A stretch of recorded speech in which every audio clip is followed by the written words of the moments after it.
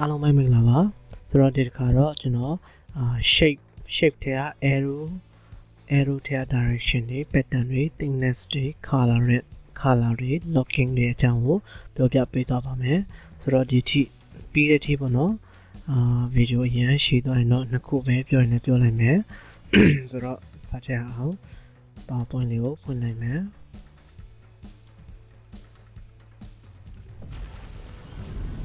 ဆိုတော့ဒီအောင်မှာ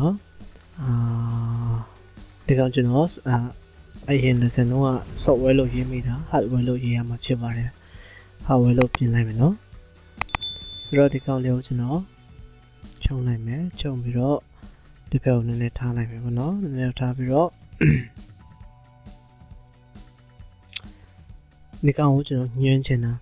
they are part of hardware ပေါ့နော် hardware ဒီကောင်တွေအားလုံးက hardware တွေပါဆိုတော့arrow လေးနဲ့ညွှန်းချင်တယ်ဆိုရင်insert ထဲကနေ shape ထဲကနေကျွန်တော်တို့ arrow ပုံလေးကိုယူလို့ရပါတယ် line ပုံလေးကိုယူလည်းရပါတယ် arrow ပုံလေးကိုလည်းယူရင်လည်းတခါတည်းရပါတယ်ဆိုတော့ဒီကောင်ကိုကျွန်တော်ညွှန်းမယ်ဆိုရင်ဒီလိုညွှန်းလို့ရတယ်ပေါ့နော်ဆိုတော့ပုံကို color ပြောင်းမယ်ဆိုတော့အဲ့လို color ပြောင်းလို့ရတယ်ဟိုကြိုက်တဲ့design ပုံရွေးလို့ရတယ်ဒါဆိုရင်လည်းထူတယ်ပေါ့နော်အဲ့မှာ shape အဲ့မှာ color ထပ်ပြီးတော့ပြောင်းလဲလို့ရတယ်ပြီးရင်ဒီကောင်ကို select လုပ်ထားရမှာပေါ့နော် select လုပ်ထားပါပြီးရင်အဲ့မှာweight ကိုနည်းနည်းလေးကြည့်အောင်လုပ်လိုက်မယ်ဒါဆိုရင်အဲ့လိုပေါ့နော်ပြီးရင်အဲ့မှာline dotted line ရတယ်ဒီ UU line ဒါဆိုရင် UU line ပေါ့နော်dotted line နဲ့လည်းရတယ်ကိုကြိုက်တယ်လို့ပြောင်းလို့ရပါတယ်ပြီးတော့နောက်တစ်ခုကတော့ arrow ပါ arrow နေရာမှာကျွန်တော်တို့ chain လုပ်လို့ရပါတယ်နှစ်ခုစလုံး full fat တစ်ဖက်ပေါ့နော်ဒါဆိုရင်ဒီလိုလေးပုံစံဒီကနေ arrow လေးကို chain လုပ်ရပါတယ်ဆိုတော့မလောက်ဆိုတော့ဒီကောင်လေးအဲ့လို chain လုပ်ရတယ်ပေါ့နော်ဒါchain လုပ်ရတဲ့အကြောင်းကိုပြောပြတာပါဆိုတော့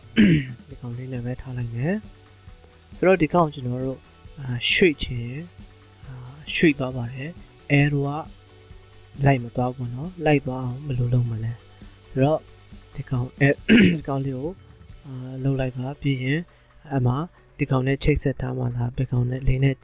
ဒီ dot နှစ်ခုလေးရှိရပေါ့နော်1 2 3 4တခုနေရာနေချိတ်ဆက်ထားလိုက်ပါချိတ်ဆက်ထားလိုက်မယ်ဆိုရင်ဒီကောင်ကိုရွှေ့မယ်ဆိုရင်ရွှေ့သွားတယ်ပေါ့နော်ပြီးတော့နောက်တစ်ခုကတော့ဒီကောင်ကိုဘာနဲ့ချိတ်ဆက်မှာလဲဆိုတော့ဒီကောင်လေးနဲ့ကျွန်တော်ချိတ်ဆက်ကြည့်လိုက်မယ်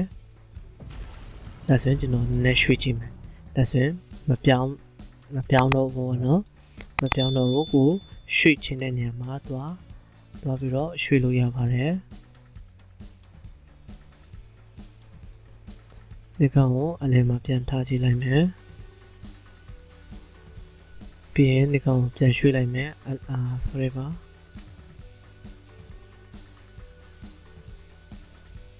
ဒီကောင်ကိုကျွန်တော်ဒီမှာရွှေ့ကြည့်လိုက်မယ်ဒါဆိုရင် arrow က lock ဖြစ်သွားပြီပေါ့နော်ခုနကခေါင်းစဉ်တွေက pattern တွေ thickness တွေပြောပြီးပြီ color လည်းပြောပြီးပြီဒါဆိုရင် arrow ကို lock လုပ်တာပေါ့နော် lock လုပ်တဲ့အကြောင်းလေးပါဆိုတော့ဒီကောင်ကိုနည်းနည်းကြည့်ကောင်းဆိုအောင်ဒီဘက်ကိုရွှေ့လိုက်မယ်နည်းနည်းလေးကြည့်ခိုင်းလိုက်ပြီဗျသူကကြည့်မယ်ဆိုရင် font size ကို20လောက်ထားလိုက်မယ်ကောင်ကိုနည်းနည်းကြည့်ခိုင်းလိုက်မယ်ဟုတ်ပြီဒီကောင်ကိုအလယ်မှာပဲရွှေ့လိုက်မယ်ဗျပုံတစ်ခုလုံးကိုစုလို့တဲ့အကြောင်းရင်းပေါ့နော်အဲ့လိုလေးရွှေ့လို့ရတယ်နောက်တစ်ခုကျွန်တော်ရေးလိုက်မယ်ကောင်းနေ scanner scanner ဒီကောင်ကိုပဲကျွန်တော် copy ယူလိုက်မယ်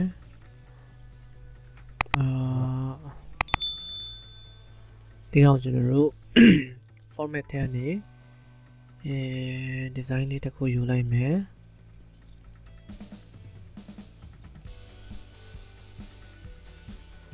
nàyအောင်လေးနဲ့လုပ်လိုက်မယ်နော်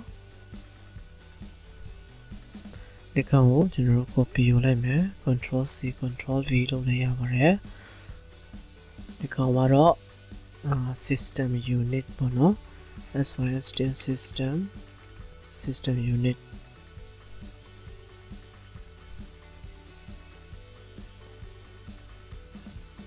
ပြီးတော့ our ဟာတော့ UPS ပါပြီးရင်ဟိုဘက်ကိုကျွန်တော်ဒီသုံးခုကျွန်တော် select လုပ်ခြင်း select လုပ်တယ် control လုပ်ပြီးတော့ select လုပ်တယ် select လုပ်တယ်အဲ့လို select လုပ်လို့ရတယ်လို့ဒီအပေါ်ကနေကျွန်တော်တို့ဒီလိုဖြည့်ပြီးတော့ကျွန်တော် select လုပ်ထားတဲ့ဘောင်အတွင်းထဲမှာဝင်ရင်အားလုံးကို select ဝင်သွားပါတယ်ဆိုတော့ဒီကောင်လေးကိုကျွန်တော်တို့ arrow လေးကိုဘောင်တော့ဝင်တယ်ဒါပေမဲ့အားလုံးမဝင်တော့ select မဝင်ပါဘူးဆိုတော့ဒီကောင်ကို arrow ပါ select လုပ်ခြင်းဒီလိုပေါ့နော်ဒီလို select လုပ်လို့ရပါတယ်ဒါ select လုပ်တဲ့အကြောင်းရင်းပေါ့နော်ကြုံရင်နဲ့ပြောပြတာပါ control ကိုဖိပြီးတော့ဆွဲလိုက်ပါဒီဖက်ကိုဟုတ်ပြီဒါဆိုရင်ဟိုဘက်တစ်ဖက်ရပြီပေါ့နော်အဲ့မှာဒါဆိုရင် speaker SPEAKER speaker ဒီကောင်လေးကMOUSE mouse ဒီကောင်လေးက PRIN printer ပေါ့နော် printer ပြီးရင်ဒီကောင်ကိုနည်းခြုံလိုက်မယ်ခြုံပြီးတော့အောက်မှာထားလိုက်မယ်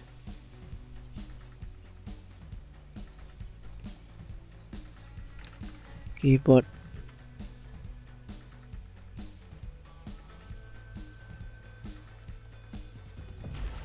ဒီကောင် pen drive လို့လည်းခေါ်တယ် USB stick လို့လည်းခေါ်တယ်စိတ်တယ်လို့ခေါ်ကြတယ်နော်ဒီ India ဘက်က pen drive လို့ခေါ်ကြပါတယ်ပြီးတော့အပေါ်မှာလည်းတစ်ချက်ပေါ့နော်အပေါ်မှာတစ်ချက်ဒီကောင်ကို monitor လို့ခေါ်တယ်ဆိုတော့ဒီကောင်လေးကိုကျွန်တော် arrow လေးတွေတက်ကြည့်ရအောင် insert ထဲကနေ shape ထဲကနေ arrow ဒီကောင်လေးကိုယူပြီးတော့တခြားဟာပြောင်းကြည့်လိုက်မယ်အဆွေ line ရိုးရိုး line ပေါ့နော်ရိုးရိုး line ကနေကျွန်တော်တို့arrow ကိုပြောင်းချင်ဒီလိုပြောင်းလို့ရပါတယ် thickness နဲ့ color တွေပြောင်းကြည့်လိုက်မယ် thickness ကိုလည်းအလေးထူအောင်ထားလိုက်မယ်ပြီးရင် color ကတော့ဒီအနေပြောင်းလို့ရပါတယ်အဲ့တော့ဒီအောင်လေးပြောင်းလိုက်မယ်နည်းနည်းလေးထူအောင်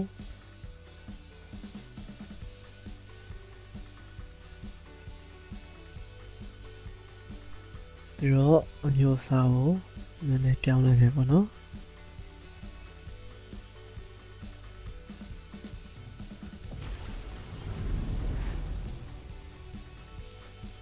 အယောင်ကတော့ထင်းလေးဖြစ်မနေဘူးဗျဆိုတော့နည်းနည်းလေးကြည့်ခိုင်းလိုက်မယ်ဆိုတော့ဒီလိုပေါ့နော်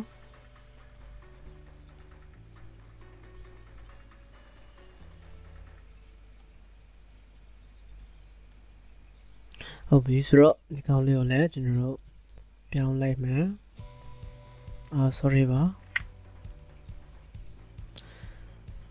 ဒီကနေ arrow ယူလိုက်မယ် video တော့နည်းနည်းရှည်သွားမယ်နည်းနည်းသိခံပြီးတော့ကြည့်ပြလိုက်ပါနော်ဒီကောင်က system unit ပြီးရင်နောက်တစ်ခု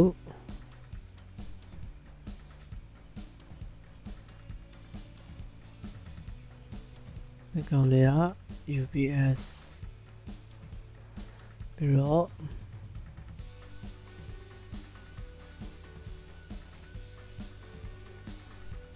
ဒီကောင်လေးက keyboard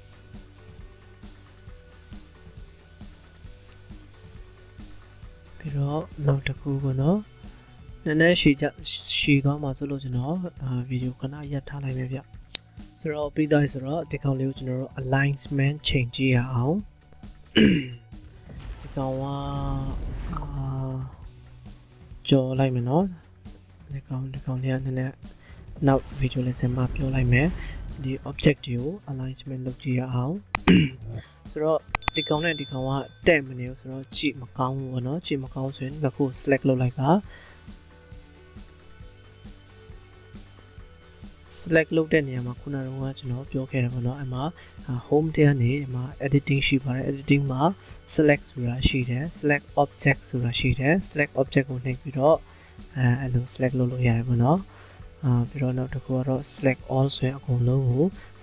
ဒီ slide ထဲဟာတွေကိုအကုန်လုံး select လုပ်သွားပါလိမ့်မယ်အဲ့တော့ select နေရာမှာ select pane အဲ့လိုလေးတွေselect လုပ်လို့ရပါတယ်အလွယ်ဆုံးကတော့ဒီကောင်ကိုနှိပ်လိုက်ပါပြီးရင်နောက်တစ်ခုကိုနှိပ်ချင်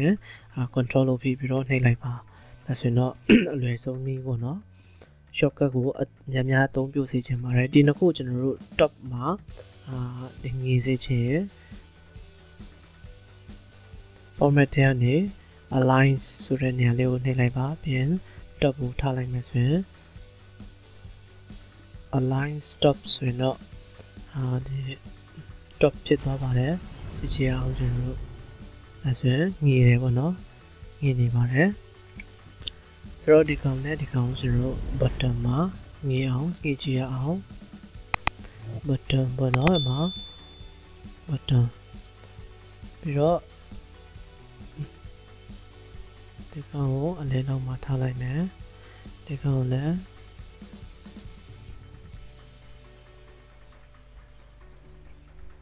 ဒီတိုင်းလဲ align လုပ်လို့ရတယ်ပေါ့နော် align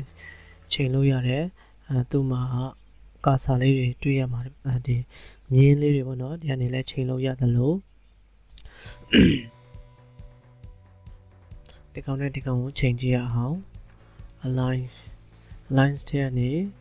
top မဟုတ်ရင် button ကိုနှိပ်လို့ရပါတယ်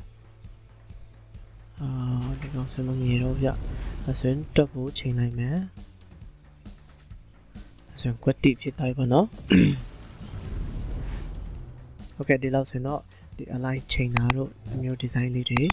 ကိုယ့်ကိုဆွဲတက်မယ်လို့မျှော်လင့်ပါတယ်အားလုံးအဆင်ပြေကြပါစေ